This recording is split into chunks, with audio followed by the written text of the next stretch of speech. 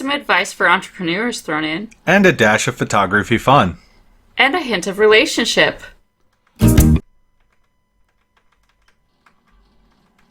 Hello, and welcome to the Dean and Jenn Show Adventures in Parentpreneurship, Season 1, Episode 17.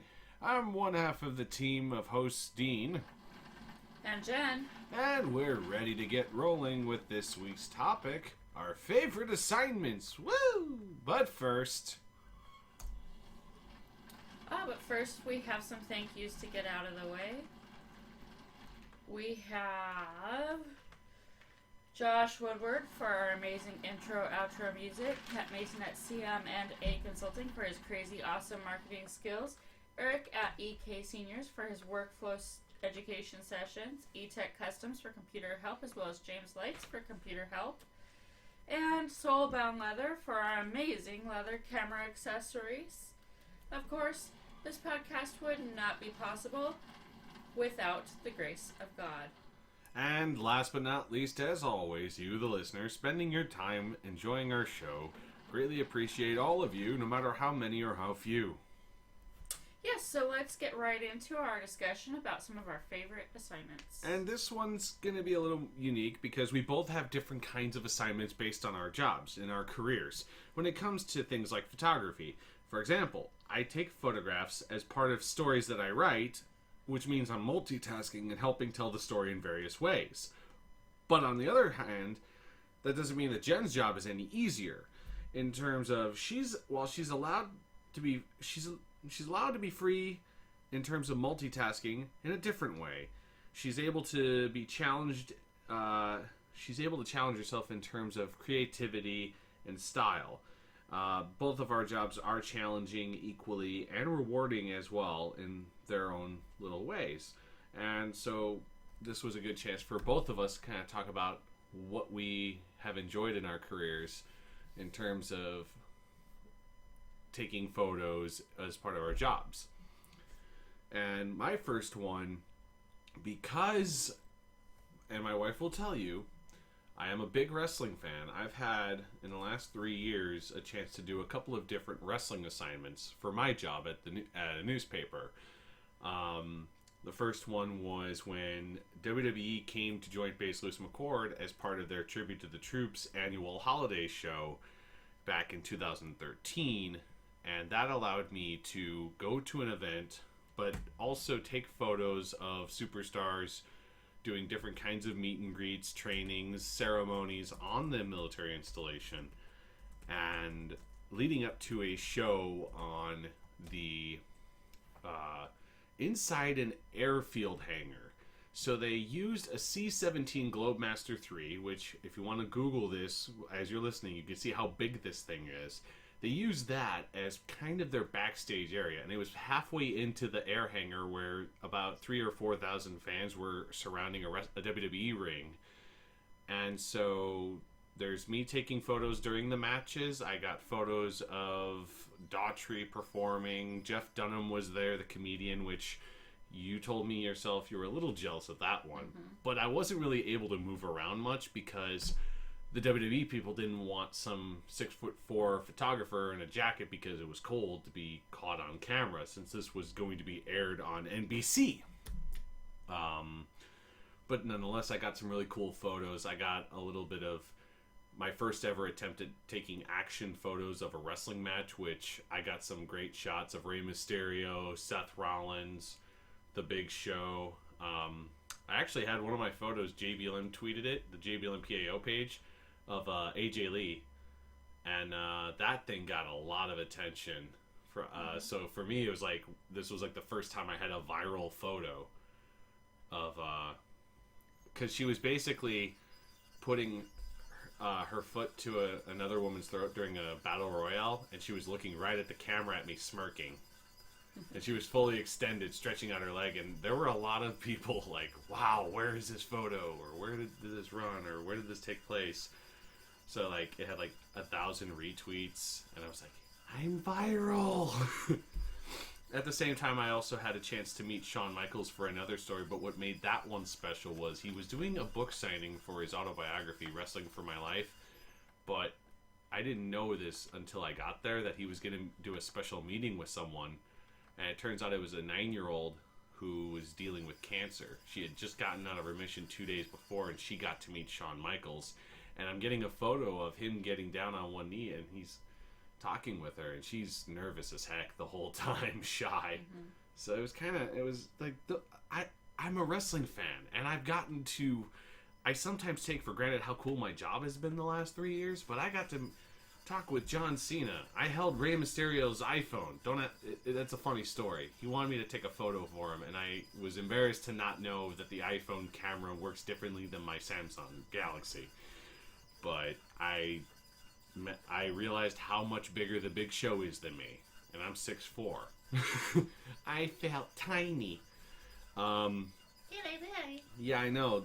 And then there was a photo of him holding a baby who was about 3 or 4 months old, and she literally fit in the palm of his hand. I'm not joking. Oh. That's how big this man's hands are. But yeah, that was the top of my list. I have so many more stories about that, but I don't want to take up too much space. Jen, you have a military themed one as well.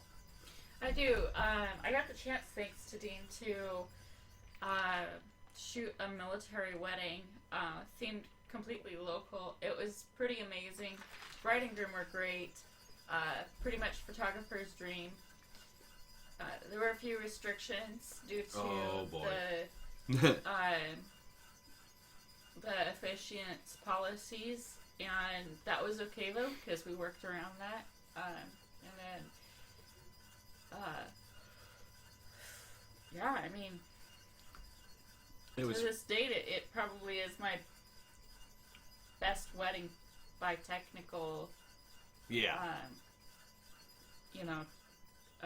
technique. It was kind of funny how it was kind of funny how that happened, because I was on the base doing another story, and someone happened to see my camera, and this lady asks me, like, do you take photos outside of work? I said, my wife does. She gave me her business card. Turns out it was a colonel, and gave you the card. You guys hooked it up. Although I never realized this, and I've learned since then that this happens at a lot of churches, that some pastors do not want photos taken during the ceremony. They'll stage them for you afterwards. This is something I've learned that but it threw me off when he comes up to me. He's like, you can't take photos during the actual service. I was like, what? Excuse me? I mean, I didn't say it rudely or anything. I just was like, explain. I'm confused. It's because somebody ruined something somewhere, for somebody else doing that, so... Somebody had to ruin the fun for the rest of us. They broke rules that they weren't supposed to break, so in order to keep everybody happy, they battened down the hatches. It's kind of like... fine. Yeah, no, it was just something I never really knew was a thing until we went to that wedding. Yeah.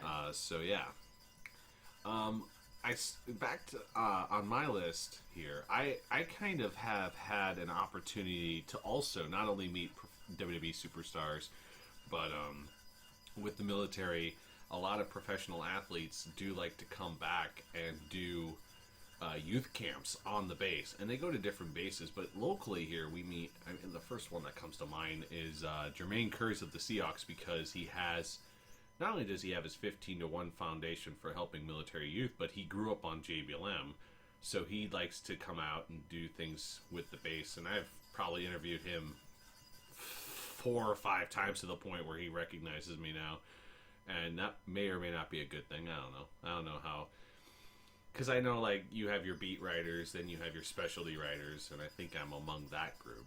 But but also not only Jermaine Kearse, but Jonathan Stewart of the Carolina Panthers, who is probably one of the more down to earth guys that I've met in terms of professional athletes. Sue Bird of the Seattle Storm came out and did a youth camp on JBLM for about 150 kids or something like that. And the coolest thing about getting photos of those events is seeing the kids like excitement of meeting like someone they look up to. And for those kids on a military base, a lot of these athletes like Jonathan Stewart and Jermaine Kearse, and even Marcus Trufant, Jenn, former Seahawk player and Tacoma native, him and his brothers, his two still play in the NFL, I think. They grew up on JBLM. They know what it's like they know what it's like to be a military youth, and seeing that interaction has always been one of my favorite things to cover, both in photography and in writing, because they feel like it's a debt they owe to the military community, and to also, because the kids have to go through a lot, so it's really cool on a lot of multiple different ways. Yeah. Another one. Well, I couldn't specify like which one in particular was my favorite, just because I loved them all. But at pretty much every newborn I ever took a picture of, I mean, that's. I'm a mommy, so I like baby pictures. I don't know. Yeah. I think what's kind of interesting is that they all have a little cute thing about them. They all have like little tiny pink fingers, little tiny cells. They got that scrunched up face, from, their eyes are barely opening, like the smile that you realize is them relieving relieving the pressure. It's all, and so, I've observed you doing it. It's always fun to watch you. Heck, we saw a recent newborn from one of our friends, and you sometimes forget how small they are, especially when you've been raising kids for a couple of years now. Right. Well, like the youngest one in our family is over a year old now, so in our extended family. Yeah. Oh gosh. And TJ is over 2 years old. Yeah, but he still and like even then, you still have like a lot of newness as they look at things with a different perspective every day. For sure. I only put 3 things on my list. You put 4, so I guess I'm rounding out my list early. We talk about I've talked about athletes and people who are like going for like Super Bowl wins or Olympic trials and things, but one of the interesting things are the different kinds of military athletes you can meet, including with JBLM. They have the Warrior Transition Battalion on the Madigan Army Medical Center. You're meeting people who are currently transitioning out of the military but using sports as a way to adapt. Guys with missing arms, parts of their leg missing, or they've had concussions, and they're finding that they can do things through sports, and it gives them a confidence in ways that you might take for granted. I've met guys who are Paralympic athletes training for the Warrior Games, the Department of Defense Warrior Games. I've met folks who are training for the Paralympics in Rio later this year. I think very soon, actually, now that I think about it. It's kind of cool because, like, it's different because you're obviously having to focus on, like, if a guy has a missing leg and he runs with a prosthetic. But you're also kind of helping tell the story of how this guy is achieving, he's showing perseverance despite something wrong. Like, you might go, oh, he lost a leg in war. Oh, that's sad. And then you realize the guy's running ultra marathons that you sit there and go, you have to think how many people even train for a marathon, let alone do it, train for it, and compete in it with one leg and a prosthetic. It's amazing. And some of the stories that I've done help tell how that happens, how they get that drive, and what it's meant for them, not only in sports, but also for their other parts of transitioning from the military. So those have always been some fun events that I've covered. My list is completely different from yours, I just noticed. But it has its different challenges, as I said, because a newborn gives you different. Well, and each one of them are different, so it's like snowflakes. It's like a challenge. It's a different. I don't want to say challenge each time because that kind of makes it seem like they're hard to do. No. I mean, I guess they could be for some people, but I guess the thing is that you have to be able to adapt to their attitudes and. Well, not attitudes, no. No. Nope, not really. They're just different. Each one of them's different. They've got different personalities. Some of them take binkies, some of them don't. Some of them prefer to be swaddled. Some of them prefer to be naked. That kind of thing. I don't know. So they're all new and different. Just, yeah. The last maternity shoot that I did, it came out awesome, and I wish that I could do more with it than just portfolio, but I have to kind of respect the mama's wishes. She's kind of like one of those people that likes to lead an ultra private life, so yeah. But she was just glamorous. When I first met her, I was blown away, and yeah, I mean, was at the beginning of my jaunt down the Sue Bryce Road, and when I saw how the pictures were coming out just by doing them like that, then I knew that was the turning point. That just cemented the whole glamour thing in for me, and a lot of those pictures turned out really, really well. I cannot wait. I have some more maternity sessions coming up, and I just cannot wait to do them. A couple more for me. Personal projects. A lot of my personal projects kind of revolve around scrapbooking, which is a side passion of mine that I don't get to as much as I used to. But, taking pictures of my 3 nieces / nephews, along with my 3 kids. So my brother's 3 kids and my 3 kids all together lined up in a portrait. That was just too cool. Taking family pictures of my brother's family was really cool. And the multi-generational reproduction shoot that I did. So there was a picture of my mother's great-grandmother and her, and she was reading to my mom at the time, and my mom had to have been I don't know, 2 or 3, and so my daughter is named after my mom's great-grandmother, and so then taking a picture of my mom reading to my daughter is kind of fulfilling the cycle of life. It's being reproduced. It's the circle of life. I'm sorry. It's fulfilling it. It's, I don't know. It's just really cool.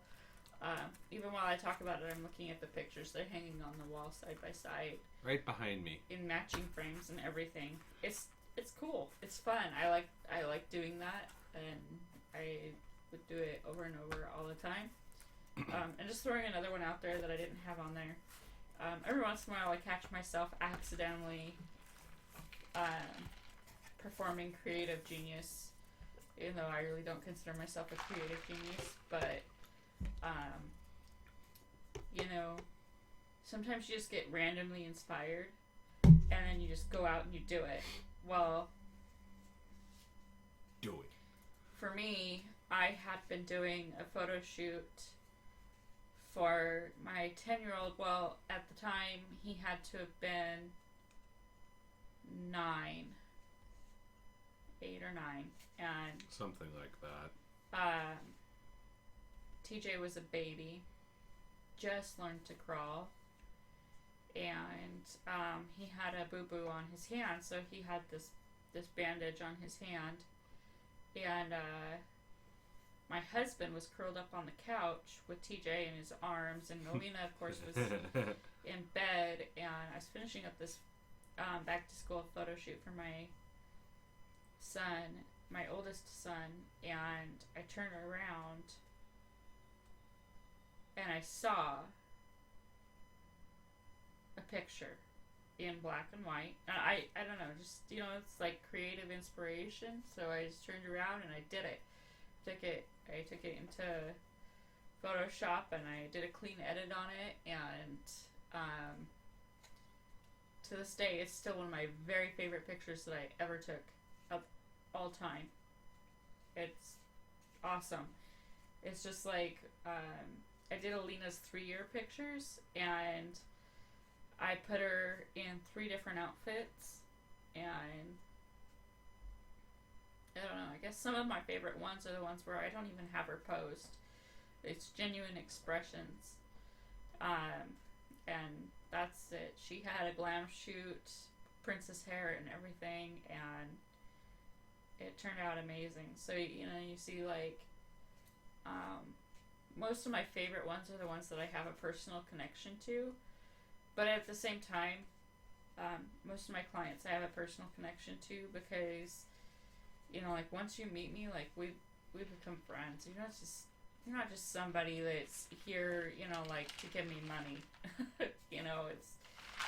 I mean, that's important too, but at the same time, that personal touch. I very much deeply feel the love God, love people thing. And I think if you're coming in my door and going back out my door and we never talk again after you get your photos or your order, then I'm not fulfilling the back end of that statement. I'm not doing that. And so, I try to remain respectful and PC for a little while with people, but if my clients are friend requesting me on Facebook under my personal page, I accept it. A lot of people say not to do it, but I don't know. Like, I to do each it. their own, right? I do it. I've had sources from stories add me on Facebook, and it's like, okay, cool. You might give me more story ideas. Oh, for sure. I've made friends with people, even. Although, granted, one of them is a Packers fan. I picked on him. Although my Bears haven't done anything lately in the last 10. They really haven't done much in the last decade, have they? I don't know. I don't really know all that much about football. No. I mean, you just remember I seeing don't. Jay Cutler sit on Honestly. the sideline that one year. I have a very good friend, and I pay more attention to football when she's around than any other time. That's true. I'll sit here and try to give you a historical lesson about the Decatur Staleys and the Green Bay Packing Company. You'll be like, huh? But then when you're with your friend, our one friend who's a big Seahawks fan who claims that she was her future fiance was going to be Doug Baldwin. She did not like the news of him getting married lately. But still, I mean, all joking aside, it's good to have be able to have your clients trust you as a friend because you're more willing to, I feel like it adds to that friendliness and God love, like showing that you actually do want to give your clients the best. Like you would give your best friend the shirt off your back. Well, your best effort. And speaking of shirts off your back, oh, hey, we have a contest. we do for a free shirt. Nice transition. Woot woot. Anyway, the contest, Jen, please. Help us reach our goal of 100 listeners in a week and get entered into a drawing for a super fantastic, totally awesome show t-shirt designed by yours truly. I'm wearing one now. You you don't believe me, well, this is radio. All you have to do is... You have to share it on, comment on Facebook, like on Facebook, SoundCloud, or our website, and you're entered. That easy. Bonus points if you're sharing an episode from our Facebook page. The drawing is going to be held via a Facebook Live from our show page and will occur at 10 p.m. the Friday that after we have hit 100, 100 listens in a week. I kind of stole your script. That's fine. You can steal it. It's okay. It's okay. I lost my spot because... I moved something. You moved something, and because I have 4 windows open, it takes up a quarter of my screen. So when you move something, you scroll it on me.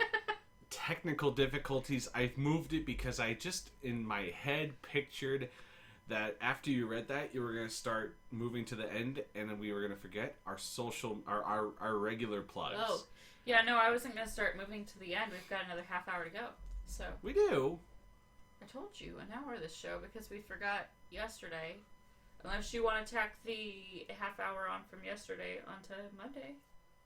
Let's do that because I didn't necessarily plan. You forgot. I forgot. Uh-oh. See, this is what happens. I'll tell you what we did, folks. Okay. We played Pokemon. Yeah, in a town that's half an hour away.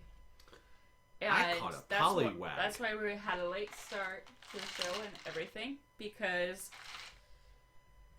we were just having so much fun that we lost track of time. And we gotta catch them all. Gotta catch them all. Here we go now. Gotta catch them all. Gotta catch them all. I'm not gonna be like that one guy that quits when you get them all, though.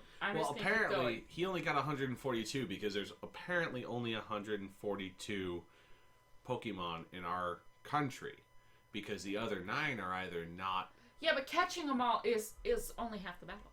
It's only like you gotta actually battle. Half the fun. You gotta interact with other players and do things like that too. I mean, okay, so this is like the original 150, and it's not gonna be very. If somebody's already caught a bunch of them, they're gonna release more. So I would hope so. Why would you even quit? I would hope so. I feel like... I don't know. I don't know. But, I mean, think about it. There's a lot of them. Electrode, Diglett, Nidoran, Mankey, Venusaur, Rattata, Fiero, Pidgey, Seaking, Jolteon, Dragonite, Ghastly, Ponyta, Vaporeon. How does this guy rap this within one take? I was going to read the lyrics. And I don't know if I could do this whole thing. This is just the original 150. And he does a rap where he does all of them. Give this man credit. I don't know who he is, but... Oh, apparently it's called Pokemon. Seriously. How can you catch 144 Pokemon in the 2 weeks this app has been out? Anyway, that reminds me. No, never mind. It doesn't remind me of anything. I think we're going to have... I say we do that 30 minutes for Monday's episode, and it gives me a chance to help write the show notes and be prepared. Because otherwise, I'm going to sit here for 30 minutes going la la la la la la la ba da and just say random words trying to fill 30 minutes. This is true. And Matt, I mean, we could talk about Job. The running joke we had with our friend Nick when we went to the radio. No, you don't want to start that? No. Alright, okay. We should now let our listener know what that joke is. No. No? Oh. Now they'll wonder. Sorry to be a buzzkill. It just got really old, like super duper fast. If you want to know, I guess you can send me a tweet on social media. We just don't need to. It was really funny one day, and that's about it. Like we don't need to carry it. You and I. 30 years. Okay, but if the listener wants to know what it is, they can contact me personally on social media at Dean Seaman, Siemon. And in the event that they want to talk to you about something else, they can also contact you via social media about other things like maternity photography and newborn photography at Grace's Timeless. But they should also follow our website, shouldn't they? Yes. Which is sweetgracestudios.com/podcast. And if you want to email us about the show, questions, topic ideas, recipes, I don't know, send us Recipes? Yes, we do recipes. I'd like to know how to make recipes. deep dish pizza one day, Chicago style, not that Detroit stuff. Mm-mm. I know what. Sorry, Michigan. Okay, so we'll open this up till the first Friday in September. You have that opportunity to send us recipes for us to try in that Facebook Live event. Oh, this'll end well. Oh boy. It's kind of like how those guys from Seattle on YouTube, Cult Mood, do like the internet chef where they try out different recipes talked about online and they try to see if it actually works. These are also the same people who have deep fried KFC and McDonald's and Burger King. So yeah, I think we're gonna... Oh, my computer just started playing. Stop! Go away! We don't want to get sued by Nintendo for playing their music. Anyway, I guess our next episode for Monday, which will be a 1 hour long episode, unless we hit an hour. Well, we'll do it an hour. I'll prepare for an hour. We're going to do an hour. We're going to do a marathon episode, and we'll call it 1 hour plus with Dean and Jen. And we can get ready to get giggly with it. Get giggy with it. No, that tended... Just cut that last line out completely. I'm tired. Hey, look. The next topic, though, that we do have planned is ways to fight procrastination, which is funny that that's our next topic next week, since Pokemon Go has been causing procrastination everywhere. Which, speaking of Pokemon Go, I do have one thing I want to say. I just saw on our social media, the news feed on Facebook, apparently 2 Canadian teenagers just got detained by U.S. Border Patrol as they were playing Pokemon, not realizing they were crossing the border. Which tells me I didn't realize that they had to have Border Patrol up at Canada. Yeah. I did not... I'm like, wait a minute. But I digress. I guess we'll end it here for the night? Yes. All right. Once again, thank you for listening to our podcast page, and for those listening live or listening 3 days from now while you're eating your bowl of cereal in the morning or drinking your coffee. Good night. I want some Honey Nut Cheerios now. Right, meow? Right, meow. Right, meow. Right, meow. Did I say meow? Did I say meow? Did you say meow? No, did I say meow? Why would I say meow? Now listen here, meow. Super Troopers.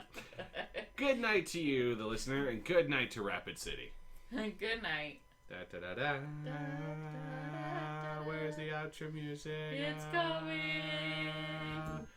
This has been the Dean and Jen Show. We hope you had fun. And learned something new. Please like, subscribe, share, and come back again.